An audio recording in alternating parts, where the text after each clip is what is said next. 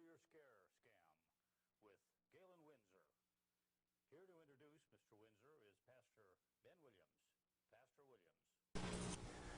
I'm pleased to have as our guest Mr. Galen Winsor from Richland, Washington. I first heard of Galen from a tape that somebody gave to me some months ago, and I found his story to be absolutely fascinating. His story is unique, to say the least. Galen has been in 77 different cities in the last 2 years lecturing on the subject of nuclear energy. The majority of his life, the last 35 years, he spent processing plutonium from nuclear reactor sites. He has worked in the Manhattan Project facilities in Hanford, Washington, Oak Ridge National Laboratories and Nuclear Plant in Oak Ridge, Tennessee, General Electric's Midwest Fuel Recovery Plant in Morris, Illinois, General Electric's Fuel Fabrication Facility in San Jose, California, and Wilmington, North Carolina. And he's worked in every major reactor decommissioning project around this nation up to this present time. His major work in these projects has been the analytical process inventory control, which means that he was responsible for measuring and controlling the nuclear fuel inventory for these projects. Galen Winsor has few peers in the world in this area of expertise. And those few peers admittedly know and agree with the things that you'll be hearing on this tape.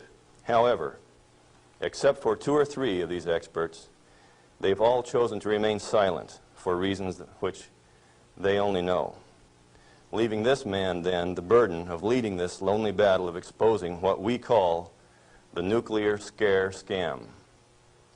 He's without question one of the world's foremost authorities in nuclear radiation measurement, and he's recognized by members of the Atomic Energy Commissions of all the major nations of the free world. Mr. Galen Winsor.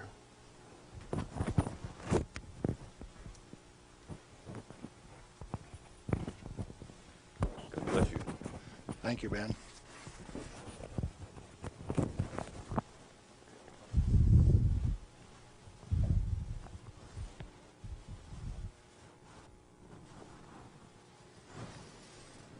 We've been considering today how best to approach this subject so that you would feel comfortable with where I am. And we thought it might be appropriate to start with how I got involved in this game. Now, in 1945, I was a Navy radioman out in the Pacific on a destroyer aimed for Japan.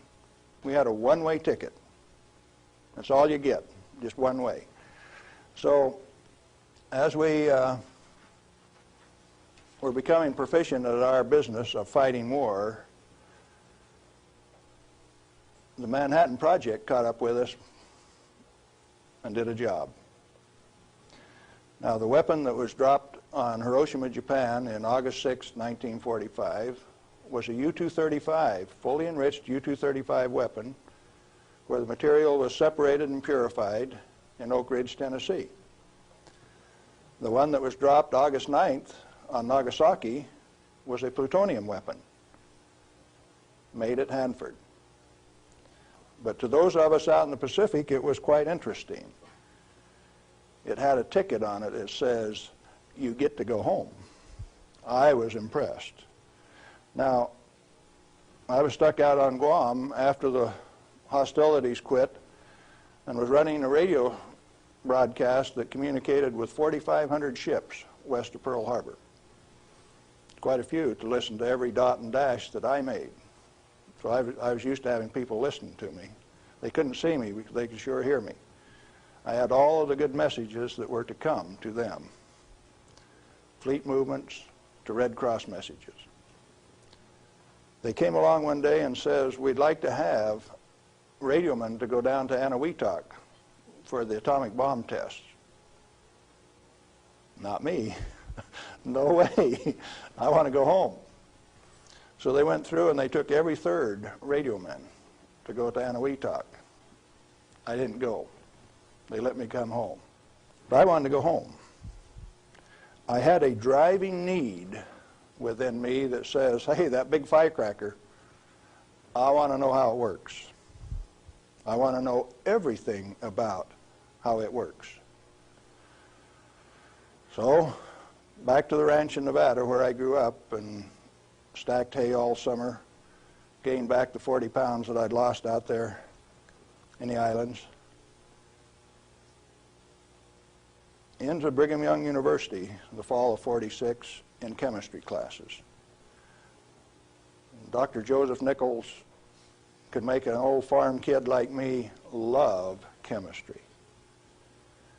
I hadn't had any chemistry in high school, but the way Joe Nichols taught it, I wanted to know. So chemistry it was. And some neat guys like Carl Eyring taught me physics. And along in '47, I ran across a cute blonde from Richland, Washington. Now, this girl had been telephone operator for General Leslie Groves and Dr. Enrico Fermi on the Manhattan Project. She got to put through the calls to Franklin Delano Roosevelt for these guys, so she talked personally to FDR. And she told me some of the stories like you've never heard. She says, oh, in those canyons, great things are done. This cowboy from Nevada couldn't even imagine what she was talking about. Well, in 1947, after we were married, I ran until she caught me. But I wasn't going to get married anyway. I wanted to get my education. I had to get on with this thing. And so we went to Richland, Washington for the first time in September of 1947. I saw that those buildings she was talking about were there. 1,000 feet long, 11 stories high, 5 of them below ground. Tremendous things. And people all over. Camp Hanford in those days was a whole army camp just there to secure that place, to provide security. Thousands of soldiers. You move around out in the desert and up out of a foxhole and pop a soldier with a gun in his hand. There wasn't any horsing around. It was all business. Back to school. In 1950, I applied for a job up there before I had graduated, and they were in such bad need of chemists, I had a job before I had my degree. And so the last year of my chemistry, mostly English, I did on a bus, riding 25 miles to work in the morning and 25 miles back at night, and I did advanced grammar and business writing and all of those things on that bus. But in September 1950, I got into this thing called plutonium processing when we did it barehanded, without instruments, without coveralls. We had some of the most peculiar acid burns in some of the shirts, and I found one of those the other day. It's got acid burns all up the front of it. Plutonium on it, too. Amazing. That was normal operation in those days. We ran those facilities, and we ran them so well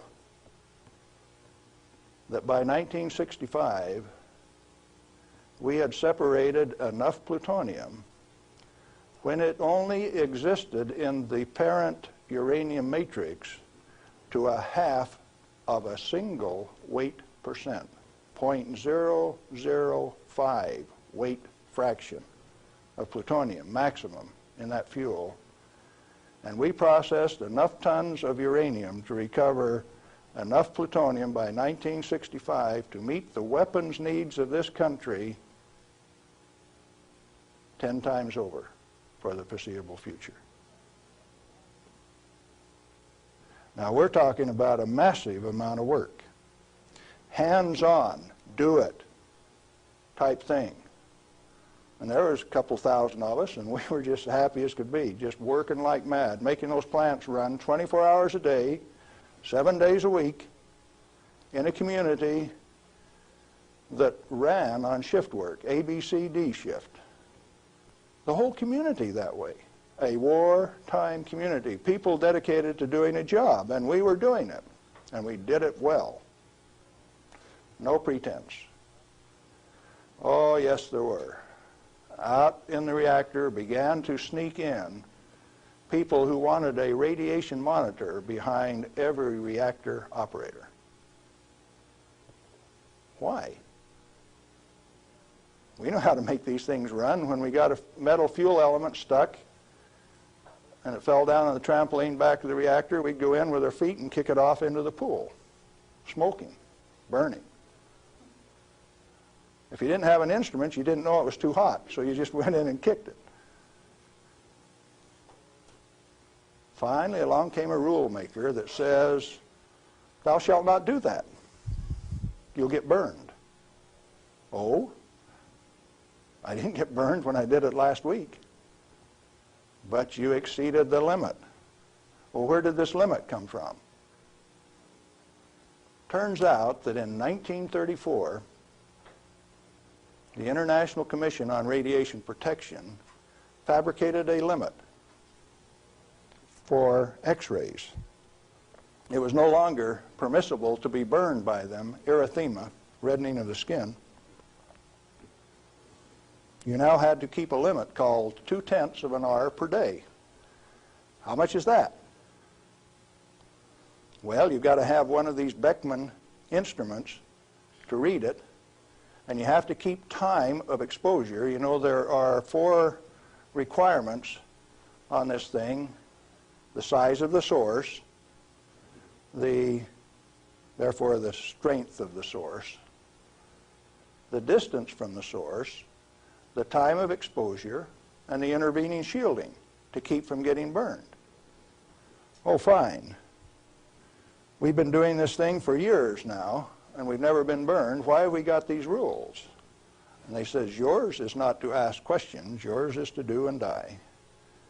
Don't you ask questions. If you do, you might disappear. Those who broke the rules didn't appear the next day. Military rule? Oh, yes. Absolute. What was your appeal? And people you were working with one day, when they weren't there the next day, you didn't go inquire why. You were just grateful you still had your work to do, and you kept right on doing it. Now, this is in the United States of America. Well, in 1960, we found out that the materials that we were working with, the thing that we called high-level waste, that if you waited 3 years, these million-gallon tanks that high-level waste went into boiled off 15,000 gallons of water a day. Fairly hot? Oh, yes. This material, that if it ever broke a line, would seal itself off in the ground within a foot, make its own glass. It wasn't going to go anyplace. We did that a time or two, accidentally, of course. And so we started packaging this cesium-137 in casts in railroad cars like that and shipping it to Oak Ridge, Tennessee. And they'd take it out and make it into a barium titanate and press it into a pellet, and those things were so hot that they actually glowed in the dark from the infrared heat. Now, thermoionic conversions came along at this time, so you hooked these little heat sources up to thermionic converters and you took electricity out this side. No moving parts. These things went into the SNAP program. And these early SNAP power generators are what powered the underwater transmitters for our nuclear navy. We've got a regular road map under the sea. All you got to do is have an instrument that knows how to find it, and then you've got eyes on a submarine. You didn't know that, did you? The power from it came from this material that they now call waste. We processed that stuff and packaged it outside at Hanford. Well, we had rules that said 3R per year is your allowable exposure, that amount of gamma energy that will expose a film pack. But that was for the people that didn't know. We weren't about to follow those rules. We just went ahead and did the job. They send around an investigation slip that says your dosimeter was overexposed 2 weeks ago. What did you do? And they had a cute little form on it that says accidentally exposed to light, and that was the one I always used to check. Because it's the same amount of light. You know, if you get gamma through the film pack, it's the same amount of light as you get when you click the lens on a camera. They wanted to limit us to that. And one day we looked up, and they had. They had limited us to that amount of exposure. Then the fun part of the game begins. You say, who limited us to that? Are they powerful? Yeah, they control the purse strings. They live by the golden rule. Them that's got the gold makes the rules. If you like your work, you keep the rules. If you don't keep the rules, you disappear. Sure enough, some of us disappeared. Some of my friends gone. Where'd they go? I don't know. Well, 2 years ago, I started traveling for American Opinion Speakers Bureau, and one of the documents that they had was Major Jordan's diary. A story of shipping the technology and the material that was developed at Hanford in 1944 directly to Russia on U.S. Air Force planes out through Great Falls, Montana, Fairbanks, Alaska, under the auspices of one Harry Hopkins, and with the at least tacit approval of Franklin Delano Roosevelt. Now what are you going to do? That thing that we had been doing and feeling so good about had been shared at no expense with Russia. You go back and you check the record and you find Russia did not develop their own nuclear atomic weapon until 1949, even when we supplied them the material and the knowledge. 4 years after we touched them off at Hiroshima and Nagasaki. We weren't happy with that. We were just happy doing our job. Well, in 1965, General Electric was ready to leave Hanford. I'd worked for General Electric for that 15 years, and they took me out to California, San Jose, and we had in mind to design and build this nuclear fuel reprocessing plant at Morris, Illinois. They told me they were going to build it at San Luis Obispo. That's how they got me away from Hanford. But that was just to get me away from Hanford. I got to design the sampling analytical system for this plant. The sample cell was the hydraulic heart of this place. I got to dictate where they put the columns, how high the columns were in relation to my sample cell. One man standing in front of a lead glass window could sample any liquid stream in that whole plant. It took crews of men at Hanford to do the same thing. I wasn't happy with that, so I built an efficient system. I got to design that. I got to build it. Conceptual design, detailed design, build it, operationally test it. And in 1973, they says, forget it, friends, you don't get to run it. We had 170 tons, metric tons of spent fuel stored in the basin. And the then President of the United States, do you remember who it was? Jerry Ford. Says, friends, no way, you don't get to run it. That's when I started to kick over the traces. Up to that point of time, I thoroughly enjoyed my work. I had no limitations, practical limitations. I had all the money to spend. I was in charge of the design effort. I built it the way that I wanted to because it was technically correct. All I had to do was check with engineers and make sure that it was right. And all of a sudden I was told, you must reduce your limits of exposure by a factor of 10. I says, I won't do it. First thing you know, you got the word that says, oh, yes, you will. I says, no way. Well, that's when the rebel, Galen Winsor, started to show up. And when I found out that by management conference I couldn't get to these guys, I figured out another way. Now, in this plant is a beautiful pool. It's got a place to store spent fuel bundles till it won't stop. 660,000 gallons of water, demineralized, just as clear and pretty as it can be. Heated to 100 degrees Fahrenheit when the outside temperatures are at minus 20, wind chill factors down to a minus 60, and I found out that I could swim in that rascal. You turn off the lights at night and it had a light blue Cherenkov effect.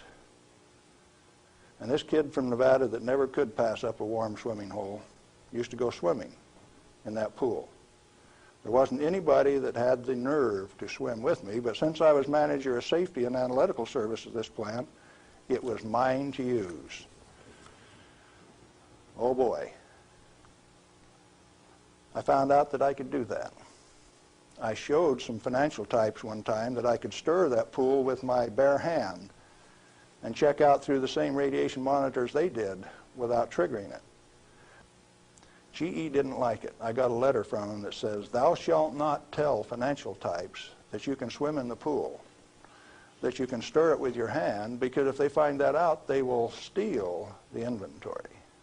They will know that the inventory can be stolen." Oh, is that a valuable inventory? The same material that's labeled high-level waste by our current government, our current Congress. Now, plutonium is an interesting chemical element. It is created in a nuclear reactor. The Manhattan Project built 8 of these reactors at Hanford. The first one took 12 months from sagebrush to nuclear steam to build, and it had never been done in that size before. How could they do that? Why did they do it? To create this element called plutonium. Plutonium has been assessed as being the most hazardous material on Earth. Now, from the standpoint that you can make an atomic weapon out of it, yes, it is quite hazardous, because a piece of it that big, 2.5 kilograms, that's only 5 pounds, is the force that delivered 20,000 tons of TNT equivalent over Nagasaki.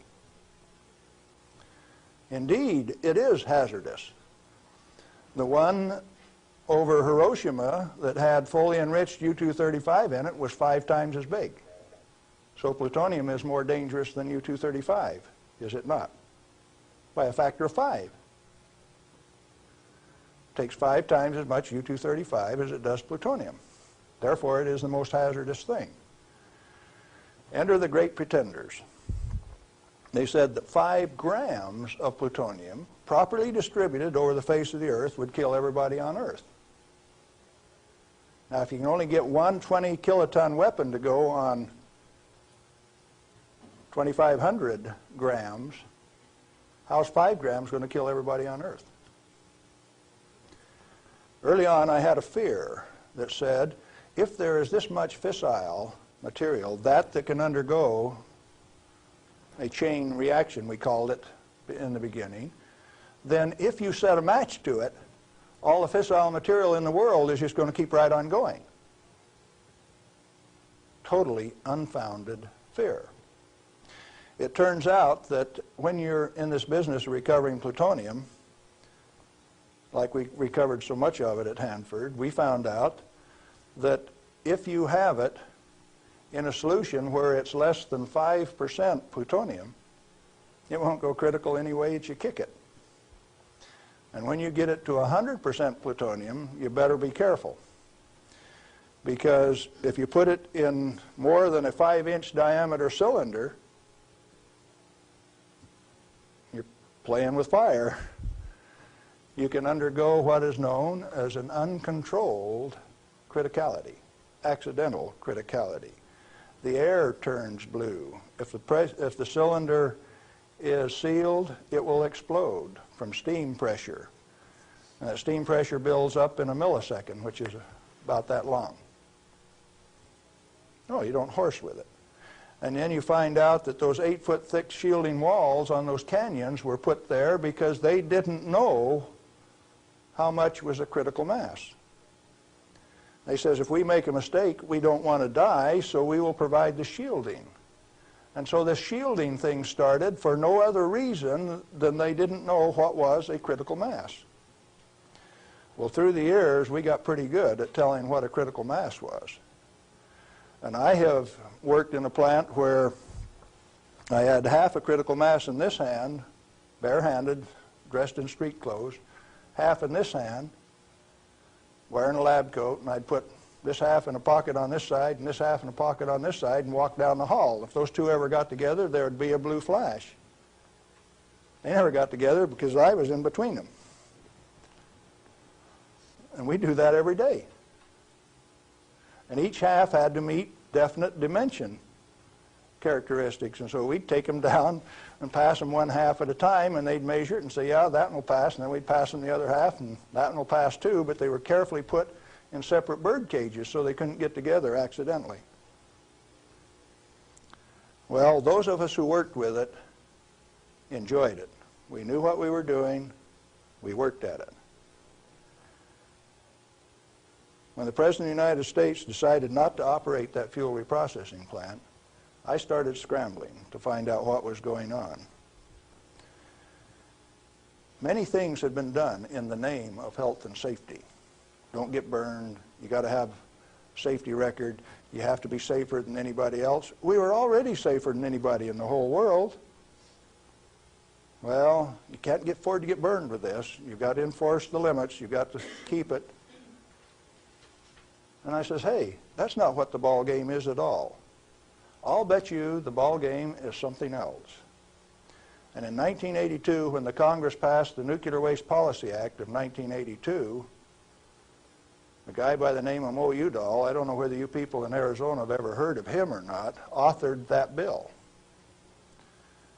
It's called the High-Level Waste Disposal Act of 1982. The material he called waste is the reusable uranium fuel that I had been working on for 32 years. Needless to say, Mo Udall and I do not agree on whether that material is waste or not. The name of the game then is, who owns the plutonium and how much is it worth? The government says, bury it 3,000 feet deep in basalt, and we'll hold a contest among the states to see who gets to bury it. Oh? Why do you want to bury it? Did you ask the owners? Who is the owner of the plutonium? May I submit that it's most likely the nuclear power ratepayer. He is paid for the mining, the fabrication of the parent uranium, power generation, and is being charged in advance for its burial. If you're paying for it, to whom does it belong? How much is it worth? In inflated dollars, a ton of reusable uranium fuel contains useful metal isotopes worth upwards of $10 million a ton. Mo Udall says it's high-level waste.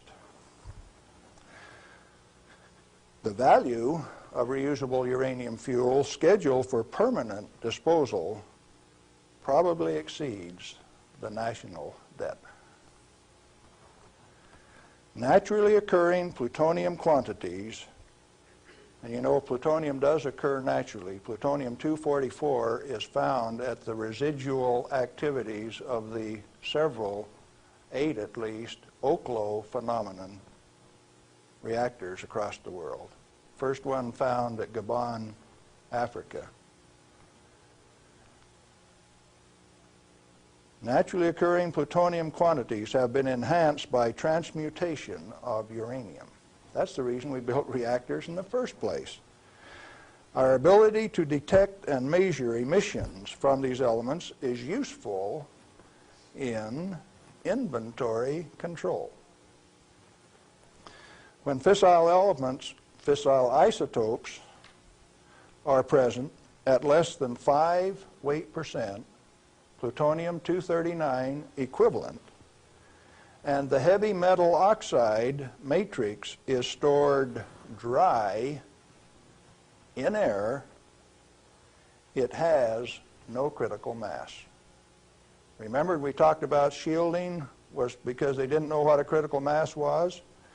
If it is light water reactor fuel at less than 5% equivalent fissile content, you can handle it, you can do anything you want with it, you can stack it up, you can have a room full, you can have a handful.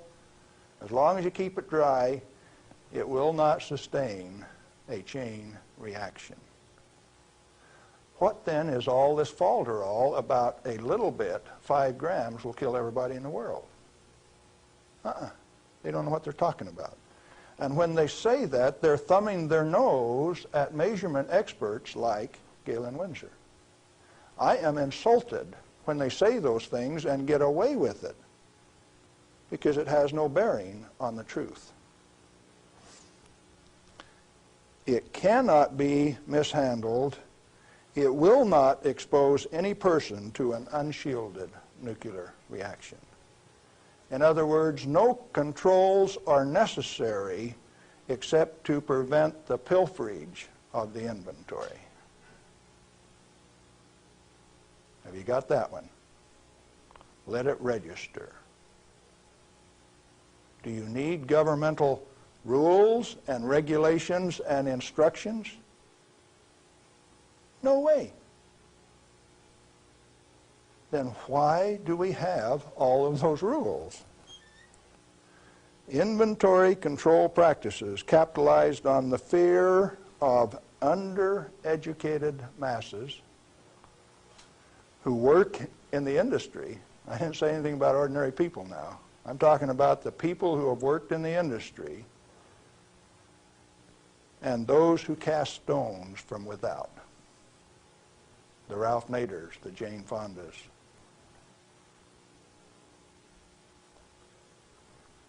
Now, it doesn't take you much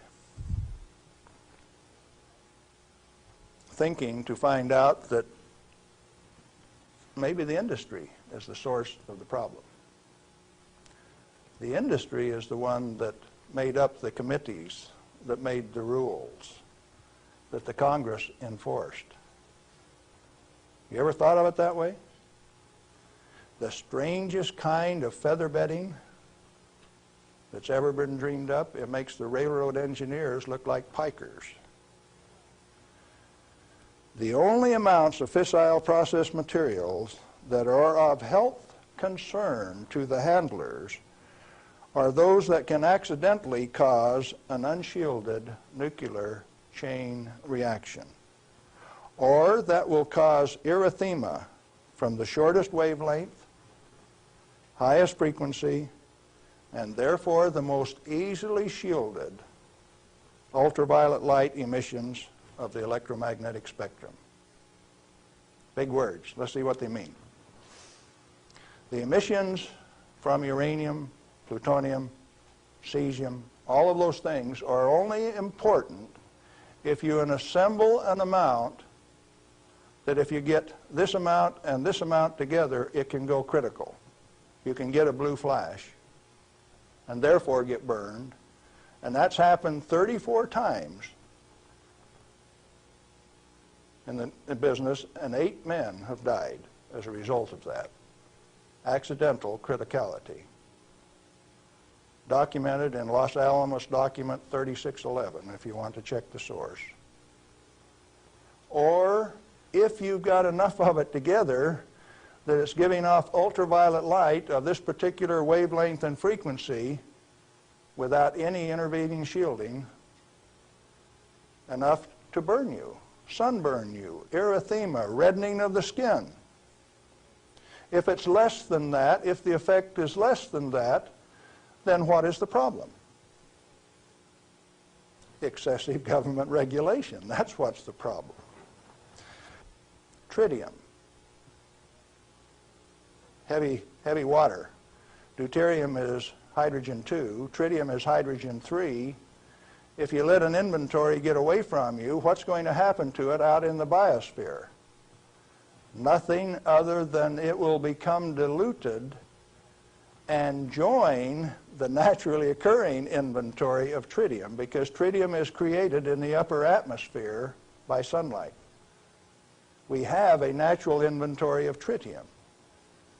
Then the only thing that happens when you release tritium, which is the trigger mechanism for bombs, it's the source of the push that makes it go, is that you lost a valuable inventory. Then what of these people that are pretending that a little bit of tritium is going to do you in? It is not so. What are those 2 points? Only if it is an economically recoverable concentration, or if it has a natural reconcentration mechanism. You know, there isn't any one of the radioisotopes out there that has a meaningful level of reconcentration in any of the species, not even the oysters in the bays in Maryland, below Calvert Cliffs. Why then are we still playing this game that any amount of this material is of hazard? Reusable uranium fuel, which has been isotopically enhanced in power-producing reactors, is a valuable national resource, not a high-level waste.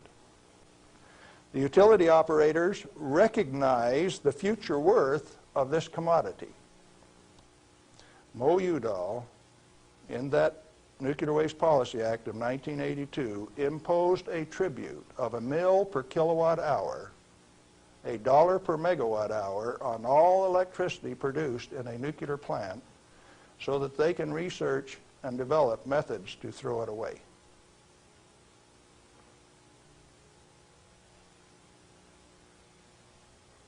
Why do the utilities willingly pay this amount to the Secretary of Energy? To limit their liability exposure. Who pays that amount anyway? The consumer of nuclear-generated power. You have no choice, and therefore I call it a tribute. At the same time, they have provided their own storage basins at these reactors at ratepayers' expense to retain ownership control of the plutonium resource.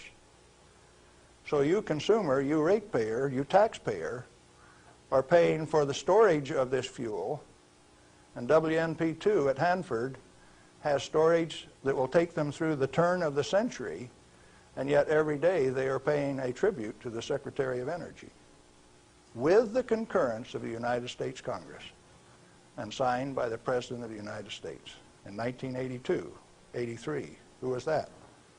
Ronald Reagan. They have provided those storage basins at ratepayer expense to retain ownership control of the plutonium resource. I started playing a game one day, 7 years ago. I says, okay, Portland General Electric, you've got the Trojan reactor, you've got a storage basin problem, I'm going to make you an offer. I made them an offer that says, I will take all of your spent fuel, FOB your basin, if you will give it to me. In other words, I will take it off your hands at no expense to you. I will ship it, I will store it, I will do everything that needs to be done to that fuel. And you know what they told me? Can I quote them? Go to hell, Galen Winsor. We value it more valuable than platinum or gold. We're going to play the plutonium futures ourselves.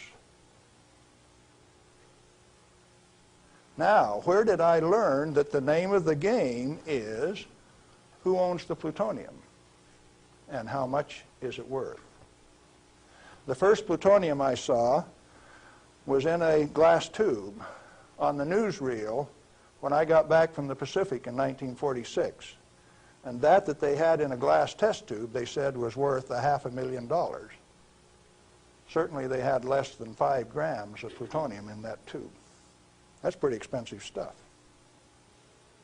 And so for the show, they put a pot underneath it in case they dropped it.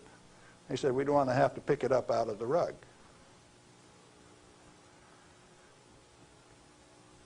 When it was decided for us not to operate this plant, plutonium was guaranteed on buyback by the federal government at $43 a gram. That's quite a price drop, don't you think? When that price guarantee went away in October of 1971, the price of plutonium became $10 a gram. It steadily went down to where its present worth on the market is a minus $2 a gram per year. That's what it costs you to hold on to a plutonium inventory on a material that has been declared worthless by the utility owners and rubber stamped by the Congress of the United States, and they're spending billions of dollars digging a hole in ordinary rock so that they can throw it away, dispose of it. Okay, what are you going to do with it? Reusable uranium fuel may be properly stored in air-cooled, dry storage in a cost-effective manner. Nuchem in Germany offers this immediate and long-term option as a necessary and safe step prior to reprocessing. They're doing it in Europe.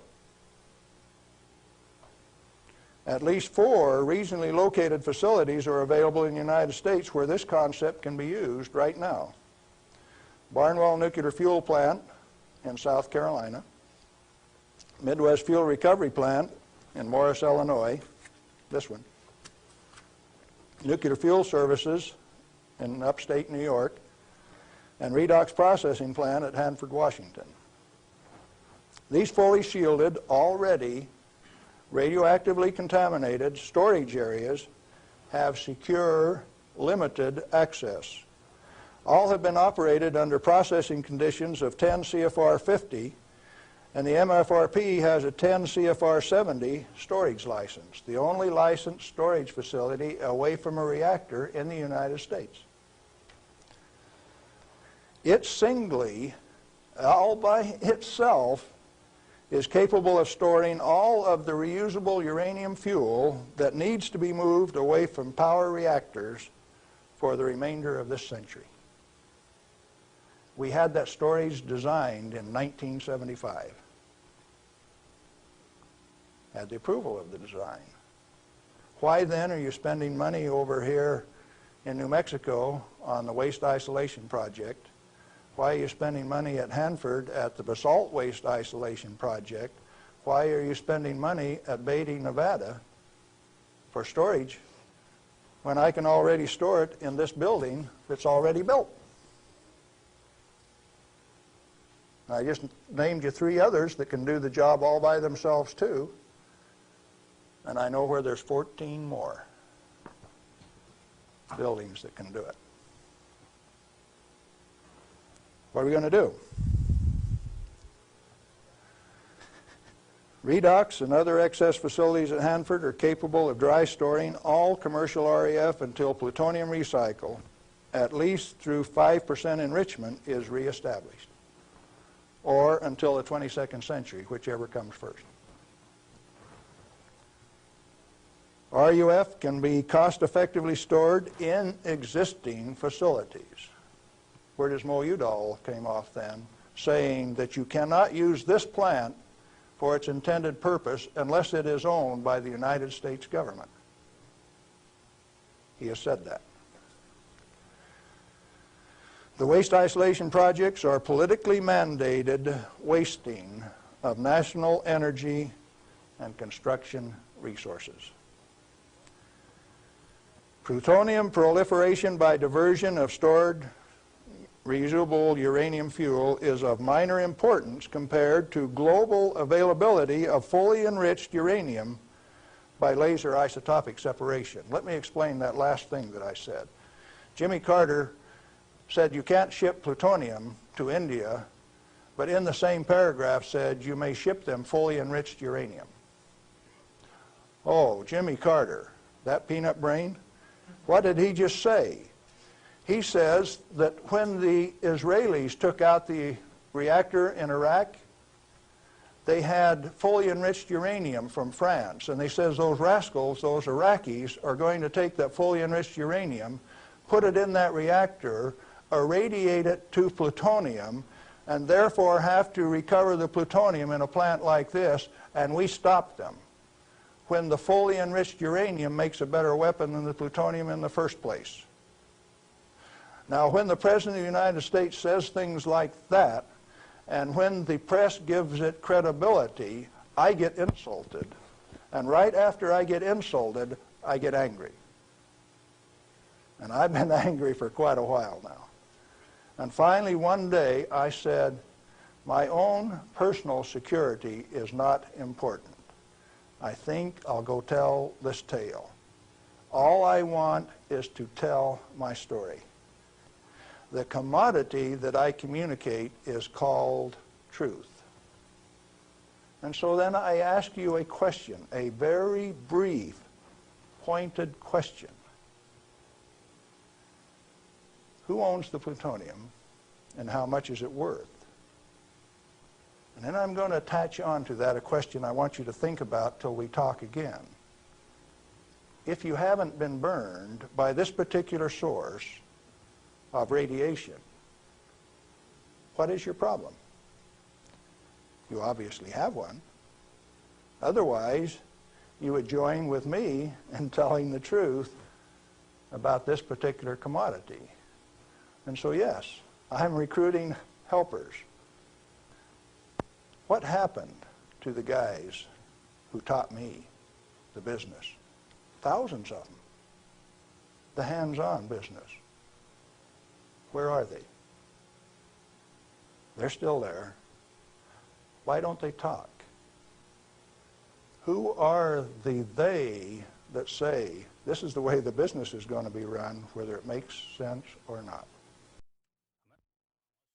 Brings you the nuclear scare scam with Galen Winsor. We're back with Galen Winsor, and we're talking about the nuclear scare scam.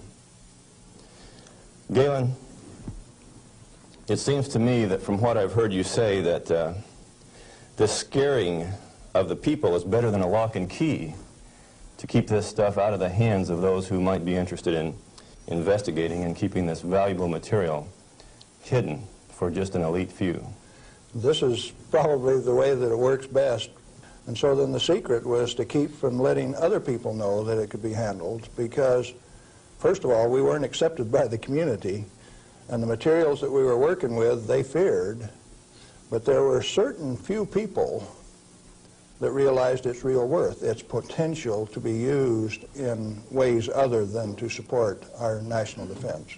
Let me ask you a question, Galen. Are you worried about do you have reason to be worried about your personal safety? Because the kind of people that you're describing here are powerful people. I wonder, you're still around. I wonder how much longer we can expect you to be in this game.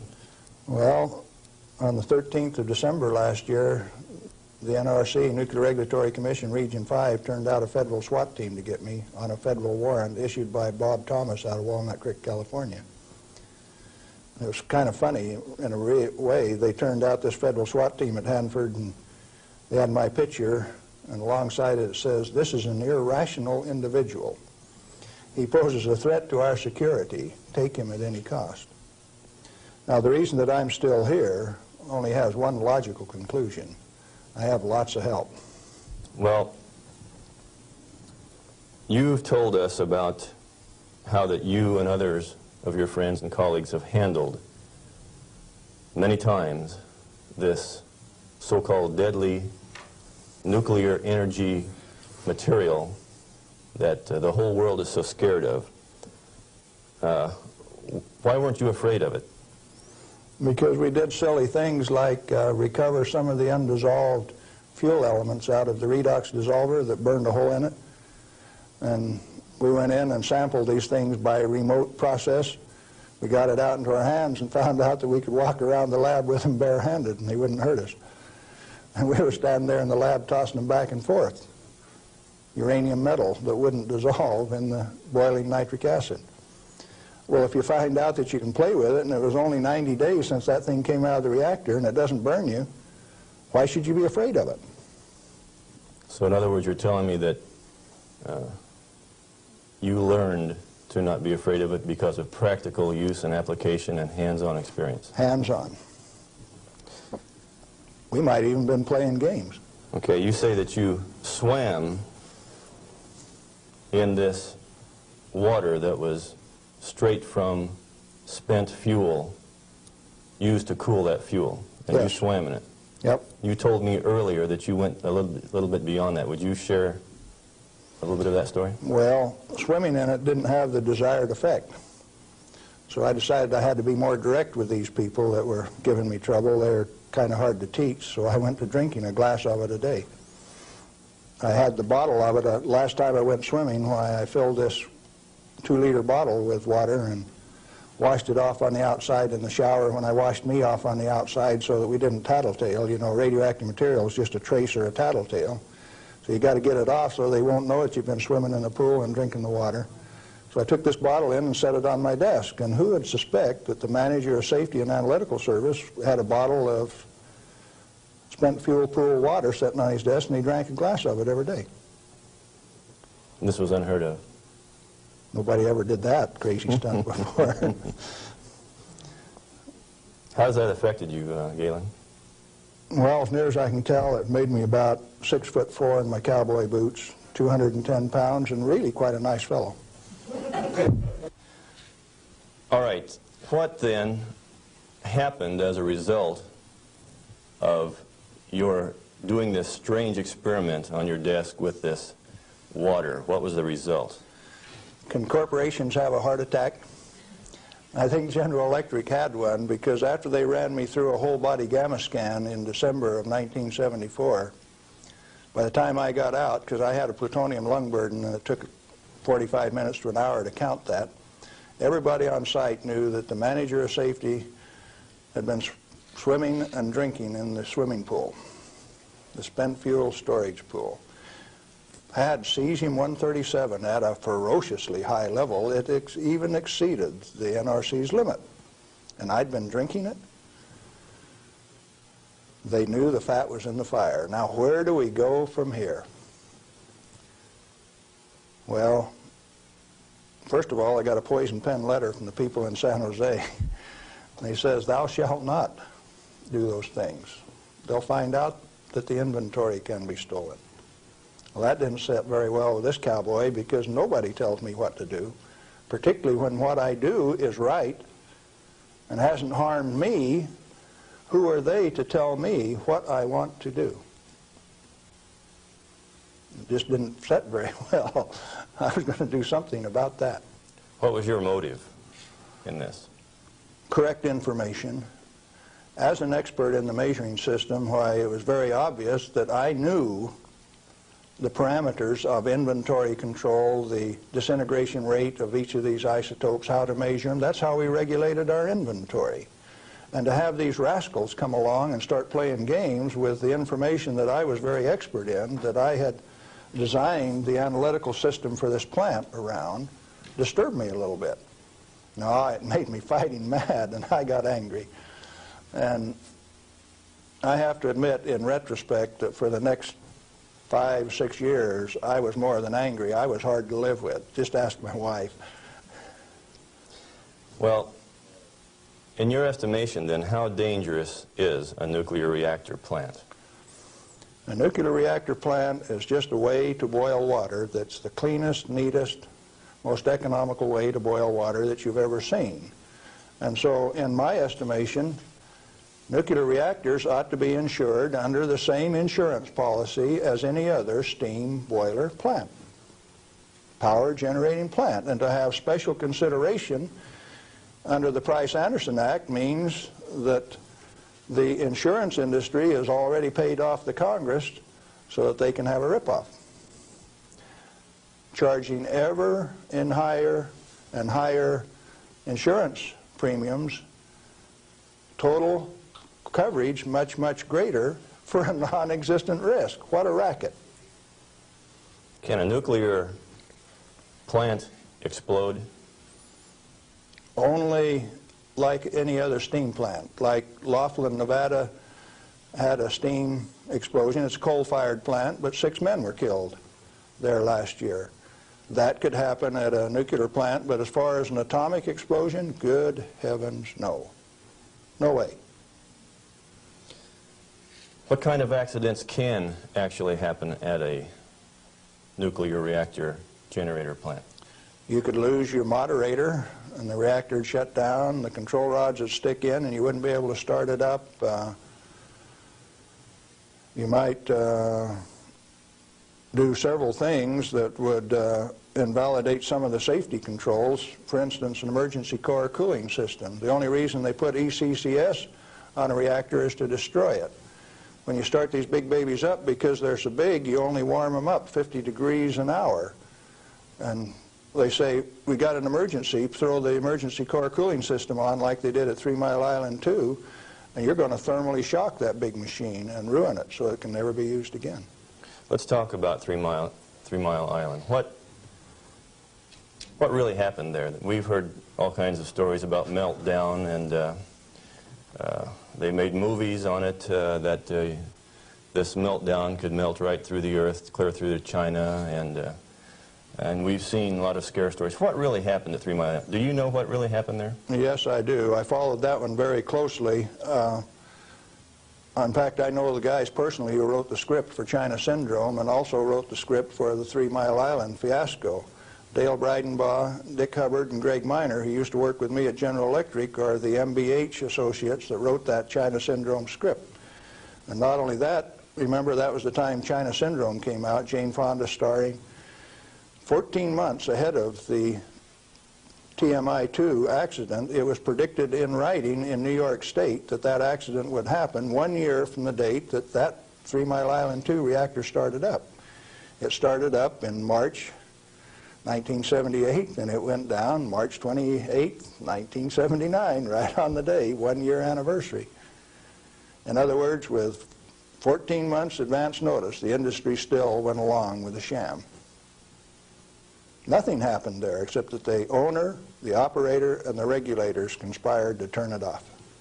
What melted? The top of the fuel rods, the third time that the core got uncovered, due to internal pressure, blew the top off some of those rods. They've got Inconel springs in them to keep the pellets, fuel pellets, from vibrating when it's running. Those things are under compression, and when they reduced the outside pressure and the fuel rods were still hot, it blew the top off some of those fuel rods. The fuel rods in TMI-2 are internally pressurized to about 1200 psi with helium gas so that they don't reverse dent when they're hot and running for 5 years. And when they drop the outside pressure, why, that internal pressure with those hot rods blew the side out of some of those rods at the top. But melting, the fuel is already an oxide ceramic. It is a pellet. It's been pressed into a ceramic. When you pick it up and feel it, it feels like metal. It's pressed so very, very tight, hard. And so, no, the fuel didn't melt. The China Syndrome is a scriptwriter's fantasy. Right here, I ought to tell a story, I guess. See, I spent 3 weeks on the island in March of 1981, the 2-year anniversary of this particular, quote, accident. And Tom Hall, who stood alongside Enrico Fermi when they pulled the control rods on 100B in October 1944 at Hanford, and I were delegated to go to the island and find out what happened, and so we did. We went over all of the records and everything else, and there, as we could tell from performance records, 51 thermocouples, for instance, only one of which went over 1,000 degrees Fahrenheit. The center line temperature of those rods when they're running is 4,032 degrees Fahrenheit. And so They say things like over 50% of the core was greater than 4,000 degrees. Yes, it was. If it wasn't running at 100% power. So they take that kind of information and bugger it all up so that you don't understand what's going on. They give you a little bit of it. Well, the worst joke that people could dream up, and they says, do you know what the NRC's worst nightmare is? No, I don't know what that is. Galen Winsor and Tom Hall in the TMI-2 control room for an hour by themselves. You know why people that know laugh? These crazy guys from Hanford would have started that baby up and showed that it would run. We'd have started it up, and they were afraid of us. So there was no accident at 3 Mile Island? No, they did it on purpose. Shut it down. Very interesting. Can nuclear radiation cause mutation in people and animals? If a cell gets too much radiation, it dies. And so if it is a sperm or an ovocyte, why, they die. They don't reproduce, and there are no mutations. I think the good Lord built that safety factor in.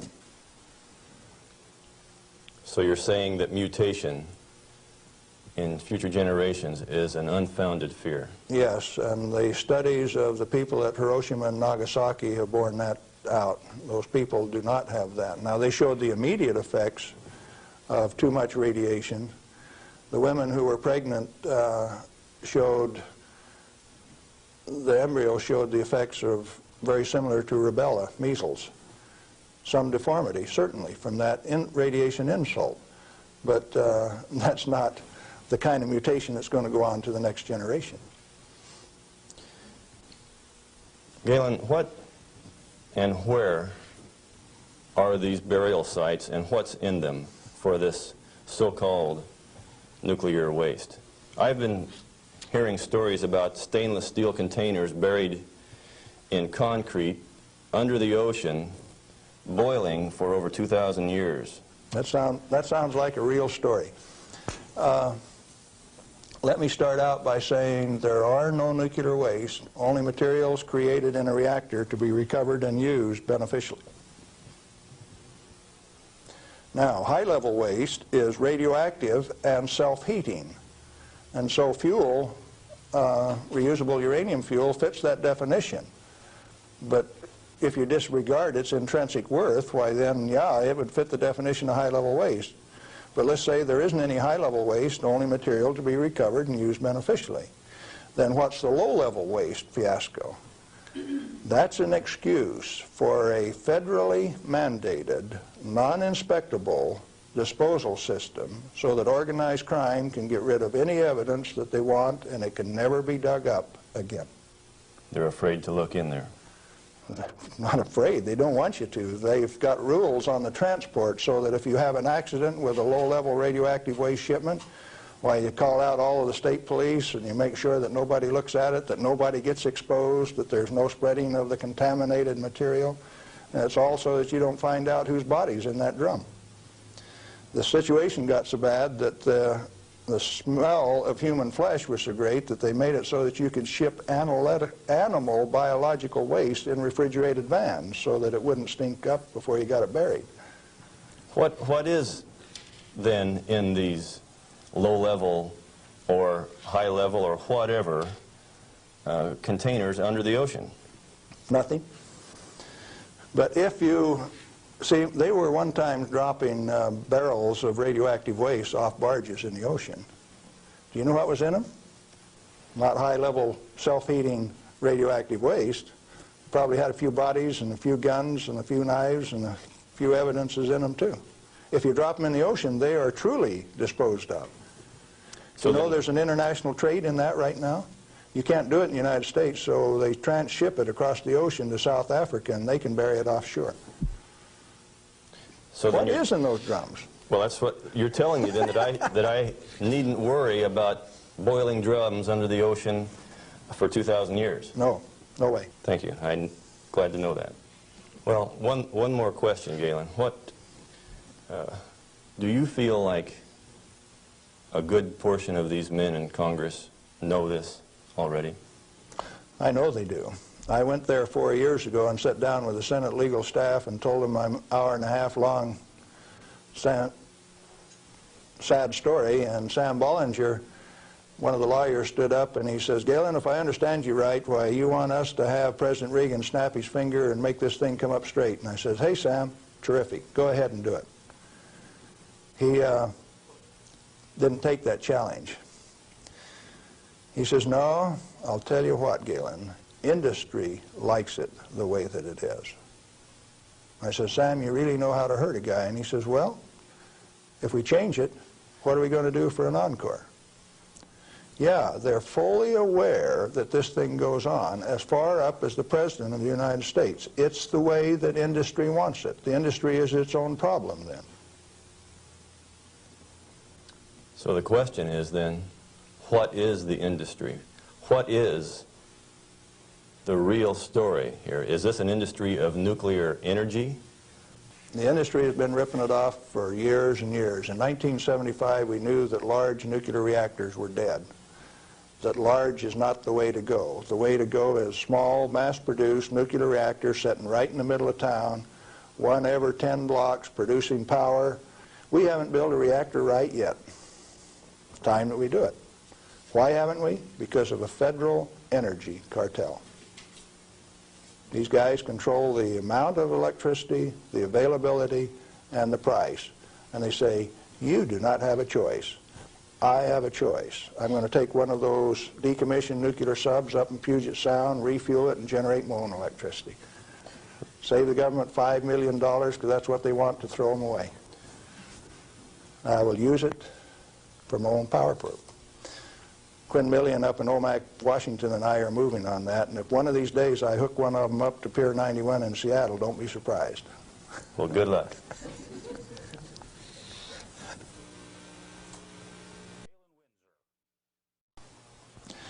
I'm Galen Winsor, and I thought I'd share a few hands-on practical things that have to do with this nuclear scare scam. Now, you've heard that gamma energy, the kind of energy that comes off a rock like this, is the most penetrating, most damaging of all radiation. And not only that, here is uranium, the parent of radon, and they say if you can measure, detect radon in a home, then it's bad. If you exceed the EPA's limit, it's reason to run you out of your home. Spend $13,000 like they did with Stanley Watrous' house in Pennsylvania the other day to get rid of the radon, to ventilate it out through. Ridiculous. Let's take them one at a time. This is a rock that I picked up in Natarita, Colorado. 16 weight % uranium. High-grade uranium. Hot.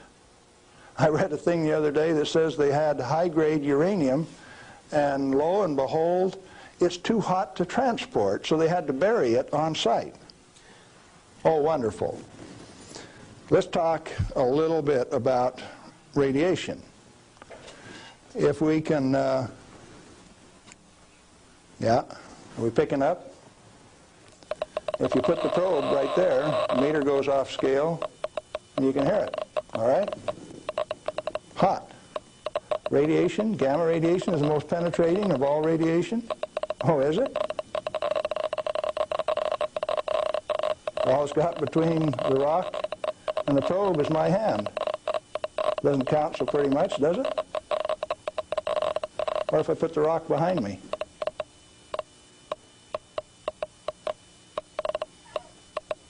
You don't suppose they've been lying to you, do you?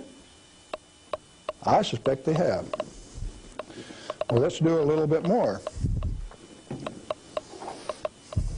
I got a black bottle. This stuff comes in white bottle. A bottle of no-dose. You can send children down to the drugstore to buy no-dose. All they need is money. In this are 660 white caffeine pellets. And this one is uranium oxide, U3O8. You can't buy it for love nor money.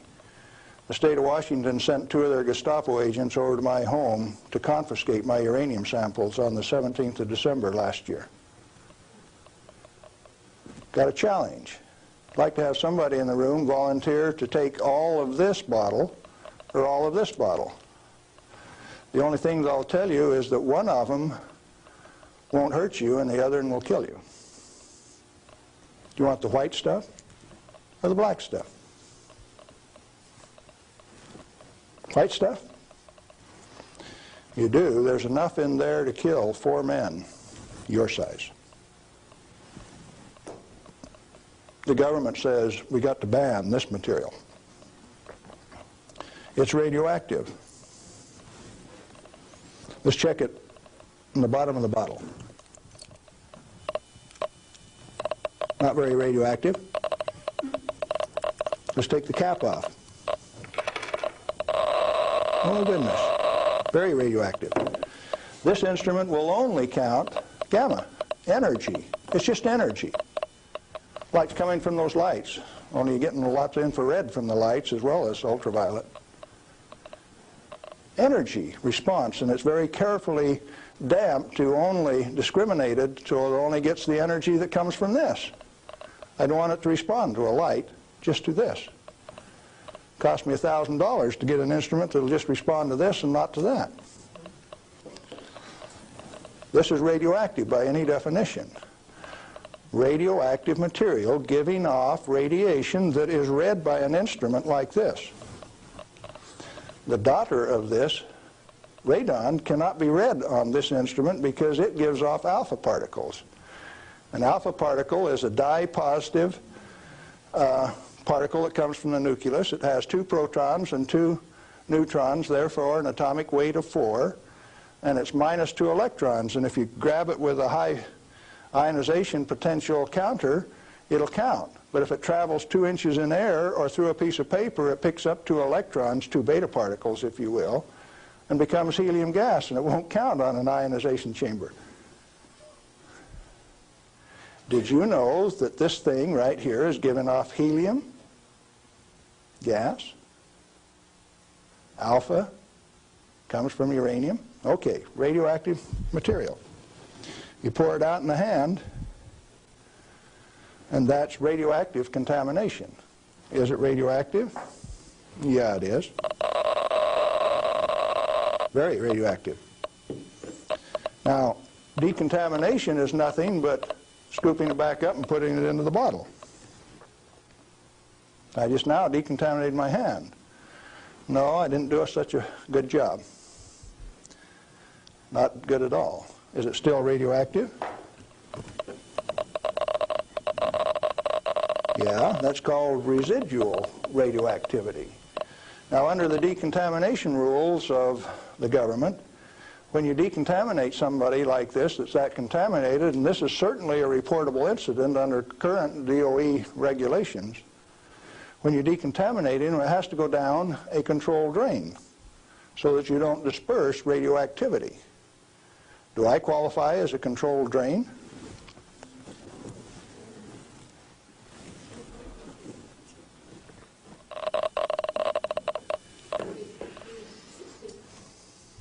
That material that I just ate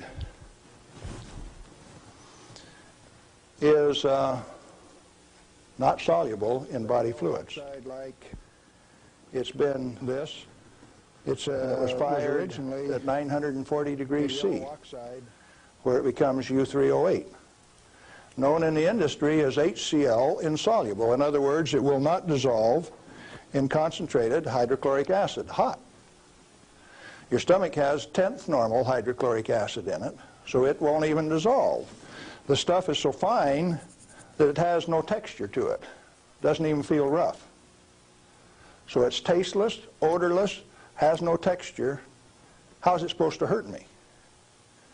Because I've been eating this on lecture tour for 2 years, the state of Washington felt it necessary to confiscate my uranium samples so that I would be safe.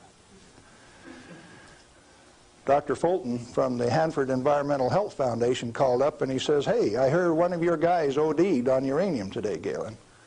And we talked for a little while and he says, "Oh, that was you." And I says, "Listen, I can eat all that stuff I want. He says, it'll ruin your kidneys. How are your kidneys? They're fine. Well, you should have been chelated within 4 hours. And I mean, you guys are going to follow me around the country and give me chelating agents every 4 hours after I eat it on lecture tour? He says, we'll give you any medical assistance that you need, Galen. We don't want anything to happen to you. I said, did that include turning out the federal SWAT team 4 days ago to get me? Where are these guys coming from? Well, here's a piece of metal. Density of 19.0. If you know your chemistry and physics, you know that there are only two metals that have that density: plutonium and uranium. Radioactive, pyrophoric, density of 19. Outside of a laboratory, most of you can't tell me whether this is uranium, plutonium, or a mixture of the two. Now, I said that it's heavy, and it is. Let's see if it's radioactive. Yeah, it is. Pyrophoric, what does that mean? Pyro, fire. Black on the end. The spark that just came off there is pyro, fire, burn. If it's plutonium, I just contaminated this area of Arizona in excess of the EPA's limit for 1 square mile of surface.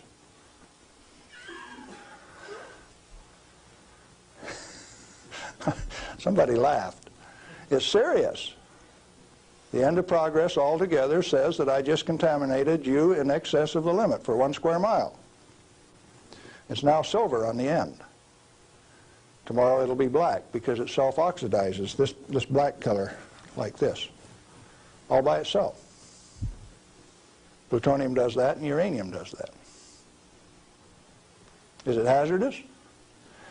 Yeah, it is, because they take depleted uranium metal and make it into 50 caliber bullets, fire them from shoulder-held weapons.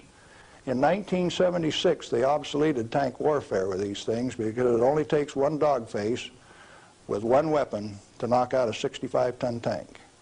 It'll go through 3 inches of armor plate, and when it comes out the other side, it's that white hot spark that we just made. And the 5 men in that tank are dead, because it'll burn all of the oxygen out of the air and burn their flesh. 1976, they obsoleted tank warfare, and you never even knew that.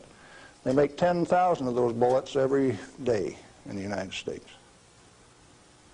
We got enough in arsenal to sink all of Russia's tanks, and our boys in the Defense Department don't even talk about it. Yeah, it's hazardous to your health. Reminds me,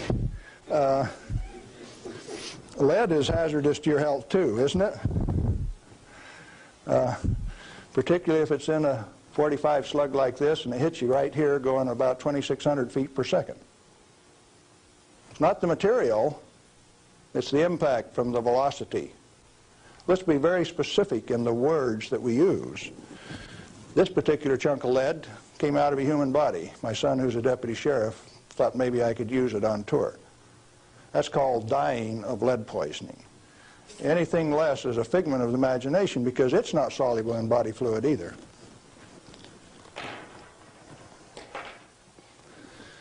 This is a pellet of cobalt-59. If you put it in a reactor into a neutron field, you can convert cobalt-59 to cobalt-60, which gives off a gamma. It becomes the source that doctors use to irradiate patients to 7,000 Roentgen for one patient.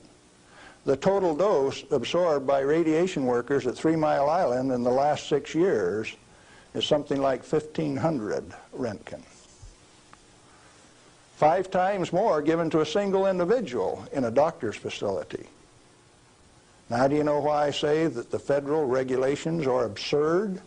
And if you live by those federal regulations, maybe you're being absurd too? Now, a pellet of cobalt-60 this size got shipped by mistake to Mexico, got diluted into 5,000 tons of iron. Some of the reinforcing rod came up to Los Alamos, New Mexico, and they says, hey, that stuff's radioactive. Understand that this single pellet diluted roughly a factor of 1 billion was what they were reading on a detector like this at Los Alamos. And so they pulled back table legs that were in Spokane, Washington, made out of the same batch, because it was hot and radioactive and it would burn you. When the pellet itself could be held in your hand like that for a few minutes without it burning you. Now, Christ walked the earth 1 billion minutes ago. If I could stretch this pellet out into a wire and it went clear around the earth and right back here to Phoenix, 1 billionth of this amount is 1.7 inches of that wire so stretched out. Stagger your mind? It ought to. Now, let's try a little game. The EPA says that 5 picocuries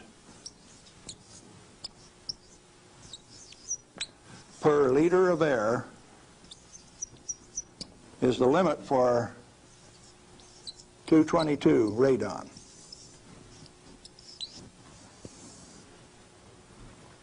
And they handle that like it's a real number. Madame Curie says that 1 gram of radium equals 1 curie equals 2.22 times 10 to the 12th disintegrations per minute, and that's the basic definition of radioactivity. How many disintegrations is this? Should we find out?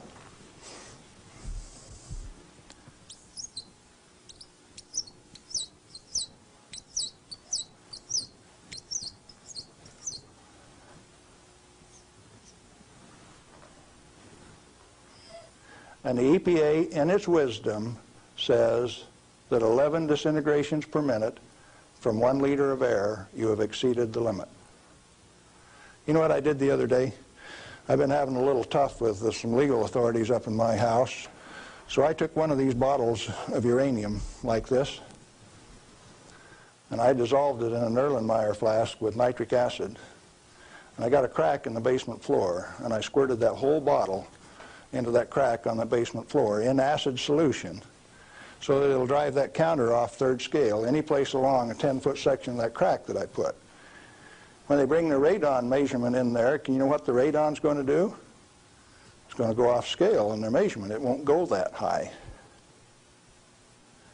If Watrous' house with 17 times this limit in it was caused to spend $13,000 and give it national TV coverage, press coverage, think what Galen Winsor's house is like. I went to the trouble to notify my congressman about it. Mike Lawrence, the manager of the Department of Energy in the Pacific Northwest, my state representative, Ray Isaacson, and a few other astute people, including the banker and the lawyers and the appeal court. What are they going to do with that? I set them up on that last Thursday, and I come down to Phoenix, so I escaped the falderall. What I'm saying to you is that the federal regulations are absurd. The congressman that put them into place ought to be fired. They ought to be sent home. The regulators, what do you do with them? Quit paying them. The taxpayer, the electorate, elects those people to go out and do a job. Why do you continue to pay them when they're teaching you baloney? When they're putting in regulations that don't make any sense? Cut it out. Quit paying them, fire them, send them home. The term I grew up with says can them. Is it easy? Apparently not. You haven't got the job done. The majority of the Congress is irresponsible, amoral, atheistic, irresponsible. Let's see, how many more adjectives can I drum up? But that many. Let me tell you. We as the people sent a bunch of rascals out to the energy store with a signed blank check. And we say, hey fellows, if you run out of money, just go build us a good power plant. If you run out of money, come back and we'll give you another signed blank check and guarantee the payment out of the ratepayer's pocket. Tennessee Valley Authority has the most nuclear reactors of any outfit in the place. Not one of them has produced any power since last August. Browns Ferry 1, 2, and 3 in Mississippi hasn't produced any power since last March. And they don't plan on producing any power at Browns Ferry until mid-year in '86.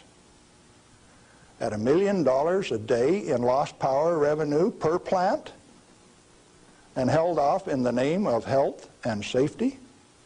Now tell me we didn't send rascals out to the energy marketplace with a signed blank check. They're still getting paid. Those reactors are all fully fueled, fully staffed, and just sitting there. Who's getting taken? The ratepayer. You're still paying more and more for your electricity all of the time. Now, Bonneville Power Administration says that 57% availability is okay for a nuclear reactor. Maine Yankee is often run at 103% availability, which means it's running over nameplate rating. Enough days out of the year that its average availability is 100%. Bonneville Power Administration of the Department of Energy says that 57% availability is okay. That means that you can let those things set down 43% of the year, and that's judged as an acceptable performance on the part of the government. There's an obvious answer. Get the government out of the energy regulating business. Turn those plants over to people who will run them efficiently 100% of the time. When we put in zero-release containment, we started playing games. About the time that we proved that a nuclear reactor has no measurable impact upon the environment, that's when they bottled them up, put catalytic recombiners on them. Some of the reactors in Texas were designed not to breathe for 8 years at great expense. Why? When you bottle up a reactor like TMI-2 does, then you get radiolytic hydrogen, and indeed they had a radiolytic hydrogen burn at TMI-2. And they moan and they groan about that, and all they had to do was open up the windows and let the breezes blow through. You don't need containment on them. I'm going up to Colorado this weekend to meet with the Uranium Producers Association. And they're upset because the government is dumping uranium on the market and raising the price of the commodity that they get their bread and butter from. But what they're totally unaware of is that the Grand Junction Operation Office is going to issue a contract so that the new operator has a $25 million budget over the next 5 years, 80% of which will be spent for remedial action. Where you take this material, dig it up, if you find it counts on a Geiger counter, you can have them come in and change out the whole front yard of your house, give you a new front yard, new foundation under your house at government expense. If you don't do it, they'll take you down to the courthouse, blacklist your property, so that you have to remove the radioactivity at your own expense before it can be sold. Now, do you know what I did when I took that uranium solution and poured it into the crack in my house? I set up the United States government, and that episode is about to be played.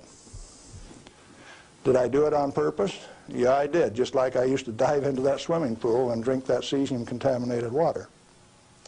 I found out that it doesn't hurt me. You need to find out that it doesn't hurt me, or you. In fact, the only reason for the existence of these big transcontinent distribution lines would be if they could compete with a small mass-produced reactor sitting in your backyard. Why don't they want you to? Because they are the federal energy cartel. They like to set the price, the total availability, and whether you can hook onto it, and if you don't pay your bill, cut you off. That's called power, domain, and control. And they like that. They do not want you to be energy independent. If you had one of these sitting in every 10-block area in Phoenix, you could tell the rest of the world to go get lost. Oh, there's another use for that heat. You could heat your homes in the wintertime, or you could cool them in the summertime with it. heating, ventilation, air conditioning, they call it, HVAC. In countries where it freezes, you could run that hot water out and chase the frost away in the spring and in the fall. And they found out that plants grow faster in warm water anyway, so you'd irrigate with it all summer. So cooling towers are called wasting towers. They throw over 50% of the heat away. The other morning, coming out of Tri-Cities, WNP2 was putting its 700 megawatt electric up through the clouds, 870 they were running at. And the clouds were laying all over the ground, and there was a little ice cream cone right out there, and I said, there's WNP2. It snows 5 inches every night out at WNP2, and the rest of us don't get any. Where'd the water come from? That's cooling the heat from the condenser cooler. You should have a business right out there, an oil cracking plant, something taking that heat and using it, like they built at Midland, Michigan 10 years ago and they've never used. And so Dow Chemical is suing the utility because they never produced the steam for their chemical plant right alongside it. We got troubles in this country. I'm telling you what the problem is. Doing something about it, responsibility is yours.